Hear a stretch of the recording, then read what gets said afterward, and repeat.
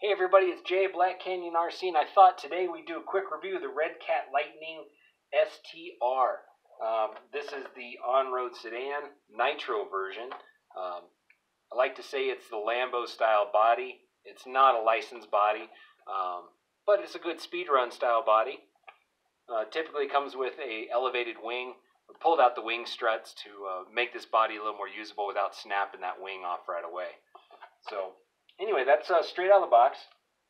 And we have a lot of experience with the Lightning platform here in the shop.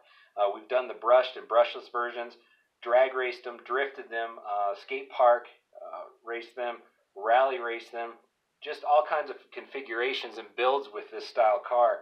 Bigger tires, just gotten kind of crazy with them. And it's actually one of my favorite vehicles to build and play with and to sell because it is one of the strongest, most durable vehicles Redcat puts out. And it's proven itself time and time again. So with that being said, I wanted to try the Nitro version here in the shop because we are at 7,700 feet above sea level. And you always wonder how the Nitros are going to run at high elevation. And there's not a lot of information out there with practical reviews that I've found.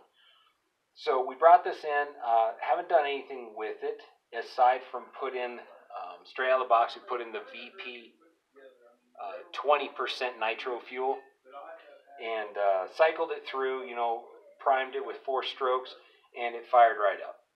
It idled very well and actually ran pretty decently straight out of the box. Now, it comes with a 2.67cc motor, a 2-speed transmission, the pull start, which is actually really nice. The rest of the vehicle is just like the electric version. Electric version sits on a plastic tub chassis.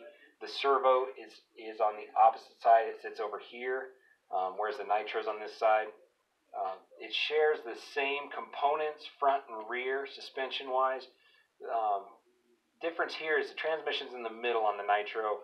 The electric version has the spur drive back here, and your electric motor sits back here where the Nitro motor sits. Out of the box, the first thing you'll notice is that it does have an aluminum chassis plate, typical of any Nitro. However, what's great about this over the electric version is there's no twist, there's no lateral twist because that aluminum is so thick and durable. So I like that part of it. Other than that, they did, the suspension remains noodly. And I say that, look at this front suspension. If you take an impact, you got plenty of give without breakage. That's part of the reason the Lightning is such a strong chassis. Now, you wouldn't want that if you're running a closed course, sanctioned race. This would not be what you want. You want precision. You want, everything to stay where it's set. So when you calibrate your alignments and your toe ends, everything stays where you set it in racing. But this car is built to have fun with, to get outside, to run, parking lots, dirt tracks, just have a good time with it. And it fits the bill very well for that. Now, again, it does have a 2-speed transmission. We fired it up and then ran it, broke in properly. A couple of tanks that we went through, unloaded, different RPMs. And what I found is it would go up in RPMs first gear, and it would shift in second while you were holding the platform. As soon as it was on the ground and get a little load on it, it couldn't quite get the RPMs up to shift, and that was because the shift point was set too high. So I dropped the shift point down, got it dialed in. This thing is amazing with that auto shift, and it sounds incredible. It starts ripping through first, and then whop, hits second. You can see the car actually pull hard once it hits second. And at this elevation, it drives amazingly well. Plenty of power at low end. It'll get all 4 tires going. It drifts on dry pavement with the rubber tires. So the power's there, not a problem. The first body, now I was talking about this Lambo body. This is in good shape because we've only run this one time on the street. The first body was a beater body we pulled out of the back and tore it up. And I knew we were going to, and that was the plan. So that body actually went into the trash. However, this thing took plenty of hits. Actually did a backflip about 4 foot in the air and landed straight on asphalt.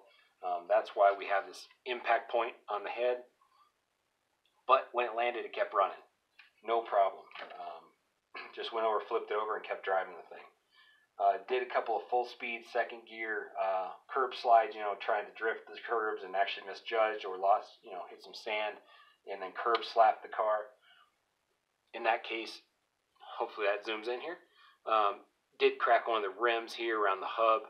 Obviously, most of the tires and wheels did end up cracking around the bead here. These are still runnable. The treads wore really well on the cold asphalt. But I chose, upon cleanup to keep maintenance up and throw some stock car tires from Redcat on it. And these take a little more hit, experience has told us, and seem to be a little more durable for the type of driving we do. They're not the prettiest by any means, but they do the job. So through 12 tanks of fuel, there's only one day we had a problem for, half hour, 45 minutes. And it was because I put incorrect oil, after run oil in it, actually probably over oiled it. And so we had to cycle that oil through the system. And then my igniter wasn't hot enough, so we put a fresh igniter on it. And then after cycle through it, fired right up. Ran good. And then another day, slid it into a puddle, lost control, because it is pretty damn fast. Lost control, put it in a puddle, and we actually hydro-locked the motor. It sucked enough water through there. And that took a little bit to cycle that out and then, get the system cleaned out, but fired back up, kept running, and it's run just as strong as it has, in the beginning. So we didn't hurt it. We didn't crack any rings. Runs good. Car is actually very, very good. I'm very happy with it. Some of the runs you can tell here, we've done a lot of chassis slap on it. Have not done anything in suspension. This is straight out of the box. Haven't even checked the oil in it. I just wanted to see what you were going to get for your money, straight out of the box, and if it was going to start, if it was going to be dependable, and if if it did what we wanted to do. And it's actually fit the bill. So I'm very impressed with these. In fact, this car made me want to bring in more nitros, which we've done. So I look forward to selling more of them and different versions of the nitro motors. We've already sold an Earthquake 3.5, had great success with it as well. So I'm impressed with the Redcat nitros. Not too bad, and for around $200, it's a sweet car. The only thing you have to get is some fuel and an igniter, and then you're good to go. Obviously, your 4AA's for your radio. And it comes with the typical 2.4 radio that Redcat puts with pretty much everything.